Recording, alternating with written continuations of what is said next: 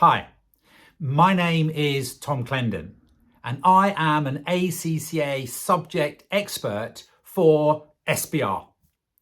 Now, this video is all about applying ethical principles in a way that's going to earn you marks in the exam. And we know that in question 2 of the SBR exam, ethical principles will always be tested. So the aim or goal of this video, if you like, is to help you apply ethical principles in order to earn marks. And therefore, the first thing I'm going to do is just to quickly revise and make sure you're comfortable with the 5 pillars and give you some pointers as to how you are going to be earning those valuable professional marks. We need to keep our eyes on the prize. And for me, the best way is to demonstrate, is to show you how to apply ethical principles to earn marks by doing a question, by showing you application. And at the end of this short video, I would encourage you to reflect as to what you've learned from this video, what you're going to take away from this video, and what you're going to put into practice. The 5 pillars. Now, the first ethical pillar is objectivity. It's about being independent, not being compromised. Professional behaviour is about the way you conduct yourself. Bullying, bribing, swearing is unethical, is unprofessional. We should reply to our emails. We should always be polite. And we should know what we're doing. We should be professionally competent. We should pay due care and attention. Yeah, we should keep up to date with CPD. Now, CPD, continuing professional development. Now, I'm an SBR expert, so I'm up to speed on IFRSs. But I'm rusty on tax and I don't want to take any chances. So even though I'm ACCA, I actually employ an accountant to do my personal tax, somebody who specialises in tax. Integrity is a really important part of ethical behaviour, and it's one of those things which is so often there in the examination. Integrity is about being honest, is about doing the right thing and not trying to mislead people. Finally, confidentiality. We need to respect the confidentiality of information that comes our way in the course of our professional duties as accountants. We shouldn't share them willy-nilly with third parties. We shouldn't seek to gain a personal benefit from information that's come to us in our professional capacity. Ethical behaviour. It's not always black and white. In the exam, there are dilemmas, and we are going to have to show our ability to apply these principles, in answering the question. Now, in the exam, in question 2, there will be 2 professional marks, and these are awarded at the discretion of the marker. Now, what they're looking for is a structured answer, a considered answer, one that would be perhaps suitable to be handed in at the workplace, something that shows a deliberate care has been taken into account in preparing that answer. Maybe there's reflection involved. Maybe there are headings involved. And certainly there's always going to be a professional mark for linking the ethical principles to the situation in a practical way that shows you understand the principles and how they relate to real life situations. Now, sometimes questions specifically ask for advice or action points. But you know what? Even if the question doesn't explicitly ask for an action point, I think it's a really useful thing to do at the end of your answer to come up with a suggestion, to come up with an action point. It's not, you don't go to the doctor just for a diagnosis. Having got the diagnosis and understanding of the medical dilemma, you then want an action point. Yeah, you then want to be told to lose weight or go for this operation. So I see it as a natural part of our structure of our answer to finish not with a conclusion, but with an action point. And I repeat, even if that's not explicitly required within the question, yeah, you will be capable of being awarded a professional mark for coming up with a valid, rounded action point as a conclusion. Application, application, application. I want to show you how to earn marks by applying ethical principles. And the best way, I think, is to show you an example. And the example that I'm going to use is from a recent examination question, which is on the ACCA practice platform. It is question 2 from the September-December 2022 examination. And maybe, just maybe, you want to pause this video and go onto the ACCA practice platform and do the question yourself. Or maybe you want to read this slide and in a moment pause the video to have a go at the question yourself. And when we're doing a question, we always read the requirement first. And the requirement of this question is to explain the ethical issues for the finance director, Mr. Betso, setting out how the issues may be resolved. Now, the reason I've said 10 plus 2 is because there are 10 marks available and then an extra 2 marks available for professional marks if we put together a considered, structured, an appropriate answer, a good answer, all right? And that's the information that we are basically given. So this is how the question presents itself on the ACCA practice platform. We've got some general STEM information here, which, to be honest, doesn't really take me very forward. I am concentrating exclusively on the requirement of the question for part B, which is about explaining the ethical issues. In this particular question, part A was standalone. Now, what I've done already is I have copy-pasted across the requirement so that I have in my word response area already the requirement in front of me, and I'm just going to concentrate in this particular question, in this particular video, in answering this part of the question. And the information that I have is found in Exhibit. Now, the requirement, once again, is to explain the ethical issues for the finance director, Mr. Betsu. And although the word "and" isn't there, and although there isn't a specific statement about actions, it does say to set out how the issues may be resolved. There are 2 professional marks. Let's have a look at the information that we're actually being given. So the company uses big data analytics, to indicate the potential of finding oil. The chief data officer understands things, as you would expect, can explain things clearly. Now, our Mr. Betso is an ACCA qualified member, and what he has is little knowledge of what's going on here.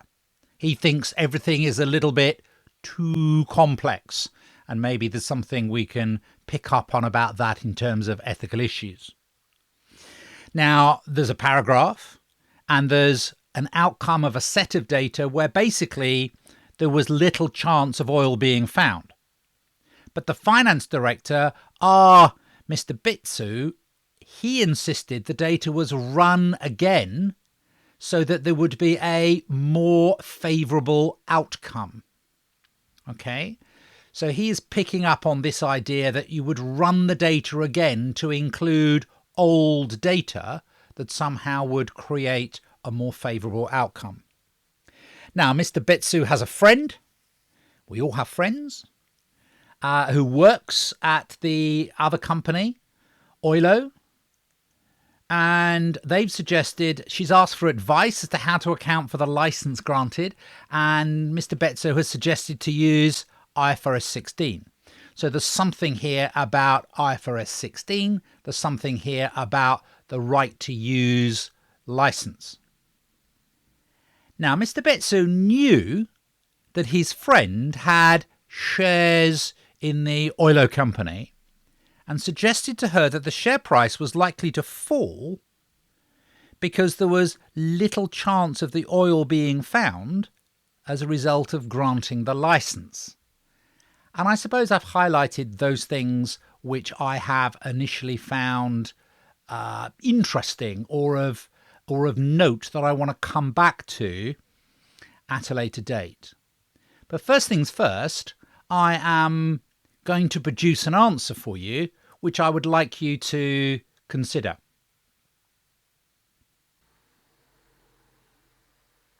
So let's briefly consider this answer, and I want you to have in mind how many marks you might be awarding an answer like this. So what we've got is clearly some nice headings, and we've got a clarification that because Betso is an ACCA member, they should know about the ethical code and needs to be competent. There then follows some really good, technically correct descriptions of objectivity, competence, professional behaviour, integrity, confidentiality. I cannot emphasize too much how technically correct these descriptions are of your 5 audit pillars, of your 5 ethical pillars. Beautifully headed up. And then we have some action points. Betso should consult with ACCA. Betso should consider resignation. How many marks out of 12 would you give that? I wish I could hear your answer. I wish I knew. I'm going to share with you how many marks I would give it.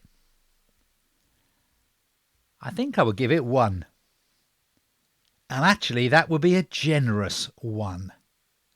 All this business about the 5 pillars is just, well, it's vomit, it's regurgitation, it's being a parrot, it's absolutely worthless, meaningless. I think the fact that we've identified that Betso is an ACCA member, should know about the ethical code, needs to be competent, and the fact I'm giving that a mark. These action points are so generic that they don't relate really to the case at all. I know the word Betso is being used, which implies a little bit of application, but this is too generic. It's absolutely, not addressing the issues of the question at all. So for me, there's something in this opening paragraph which talks to competence and talks to the idea of big data. Now, we've established that Betso is an ACCA member, and we've established that he has little knowledge of the technology involved. Do you think that makes him incompetent to do his job as a finance director? I don't think so. It's because his direct report is the expert. And I think that's okay.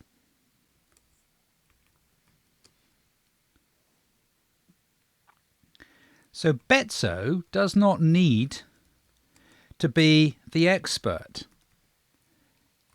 However, I do feel it's a bit disrespectful.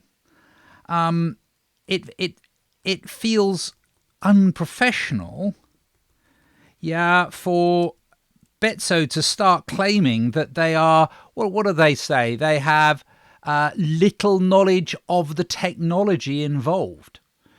However, it feels unprofessional for Betso to have little knowledge, and I'm copying that information, that phrase, to have little knowledge, to claim ignorance, when after all, the boss, the technology boss, the big data boss, actually says that they are really good at communicating this to their customers because they can explain outcomes simply and clearly to their customers.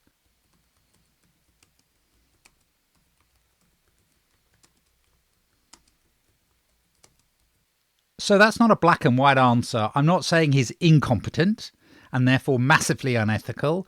I'm saying that he really just should know a little bit more and not claim. So we've got another subheading there. Oh, competence is spelt incorrectly. Arguably that should have an E in there. There's no spell check, but it doesn't matter. Don't obsess about small little spelling mistakes. You've got to keep moving. So I've looked at the first paragraph. Now, what does the second paragraph tell me? It tells me that Betso is the finance director and he's insisted that data was run again to include historical data, which would mean a more favourable outcome. And this business of Olio, whatever it is, they've got a friend who works there. And this friend owns shares. So there's a suggestion that what's going on here is that Betso is interfering with the integrity of a system, and he is producing a report or making the company produce a report which is misleading. And I think that points to integrity. And I want to have another subheading which is about integrity and the historical data. I want to address that as a separate point because Betso is interfering.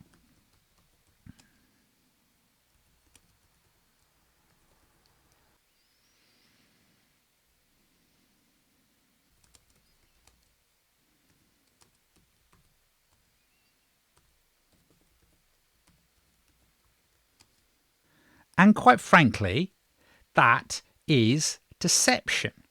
It is unethical. It is unethical to deliberately, manipulate the data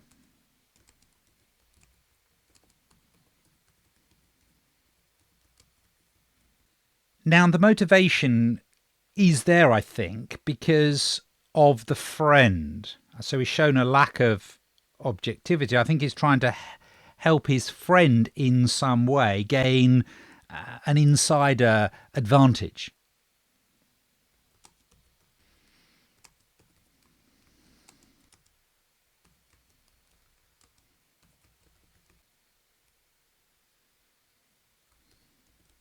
Now, normally you think about inside information as information about the share price going up, but in this case, it's about the share price going down, but the friend can still benefit by selling the shares, to avoid the loss. That's still a benefit, to avoid the subsequent fall in value. Or you could even engage in short selling.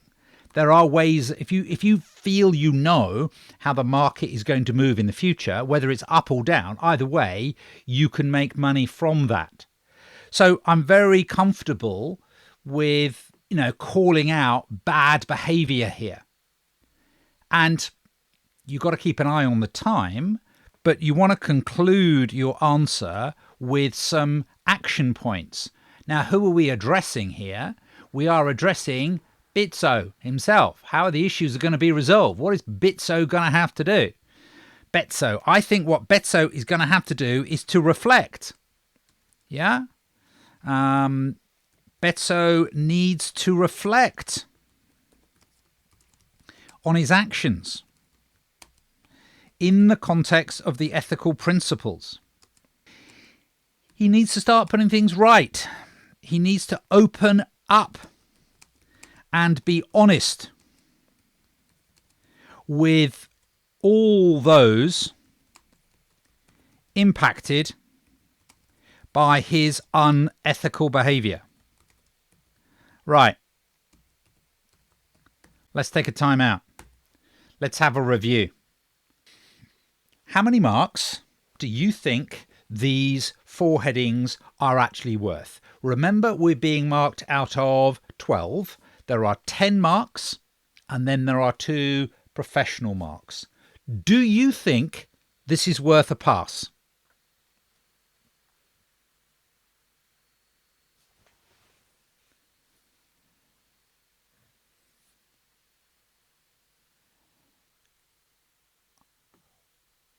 Well, I think the first paragraph is worth a mark. I think the competence on big data is probably worth 2. All right. It's a nuanced point. Yeah. And we've kind of had a discussion. And I'm going to say 2. Integrity. And if I doubt whether it should be worth 2, I'm also going to award myself 2 marks for the integrity and historical data. And I was bordering on 3. So I've got 1, 2, 2 makes 5. The action point makes 6. Then I have to think about, and 6 out of 12 is a pass. Then I have to think about my professional marks. And is it structured? Yes. Have we talked about insider trading and, deliberate manipulation and integrity? Yes, I think we've linked it. So I am actually comfortable giving this answer 8 out of 12, which is not a perfect answer. How can we simply improve this answer? Well, let me tell you that there's a piece of information in the question that we identified and have absolutely ignored. And that is around the fact that advice has been given on how to account for a license granted. And there's a suggestion that it should be dealt with under FRS 16. Now, that has been totally ignored. Now, because we can edit, we can put it in before the action. We don't have to put it in at the bottom. So we can bring in this point about FRS 16.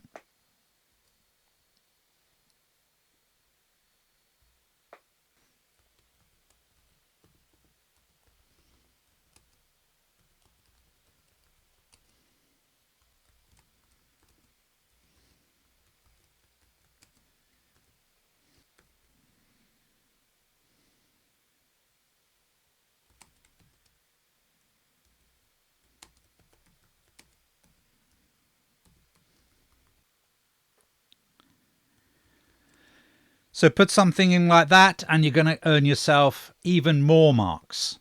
Yeah, because actually the advice given was technically incorrect. All right. Now that may be something that you knew or you didn't know, but actually that shouldn't be the difference between you passing or failing this particular question. Realistically, you're not going to get 12 out of 12. You don't want to get 12 out of 12 because you don't want to overrun the time that you spend on this question. My style is to keep it simple. My style is to try and help you pass the examination. I'm not here to read out the examiner's answer. You can research that. You can look at that yourself. That's one of my action points. So let's reflect. In question 2, and in fact in SBR in general, you can't brain dump. You can't go into the exam with a preconceived set of information in your head that you then write down that's going to earn you marks. Because marks in ethics are always there for application. So you have to spend time in the exam reading, thinking, and then answering the question. And it helps if you plan it. And it helps if you use headings. You break it down. It's a lot easier for the marker because they're looking to award 1 mark at a time. So try and challenge them by writing in short, sharp, simple paragraphs. When you've made a point, move on. It's not a brain dump. We've said that. So you're responding to the information within the case. So as you saw, keep the information in front of you as you're writing your answer, so you can keep going backwards and forwards with your eyes. You are constantly answering the question. You've got the requirement of the question in front of you on your screen. You've got the information that you're being used to inspire you to construct your answer, and you've got your answer, just like I was showing you. Respond to the information within the question. And come up with some action points at the end. Come up with something positive for the individual to do at the end. By putting together an answer that is structured, by putting together an answer which responds to the information, by making action points your conclusion, you will naturally be earning the professional marks. What I would like you to do now is to go away and to review and learn from the examiner's answer. It's longer than mine. Arguably, it's better than mine because it's the examiner's answer.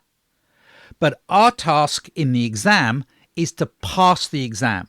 So we can learn from the examiner's answer, but we're never going to produce an answer of such quality, of such depth, of such reflection. So don't be too hard on yourself. Stick to the basic principles, stick to time management, and practice questions, please. Yeah, practice questions to time, and ideally get them marked. My name is Tom Clendon, and I am an ACCA SBR expert, and I'm trying to help you pass the SBR exam. Thank you so much for listening.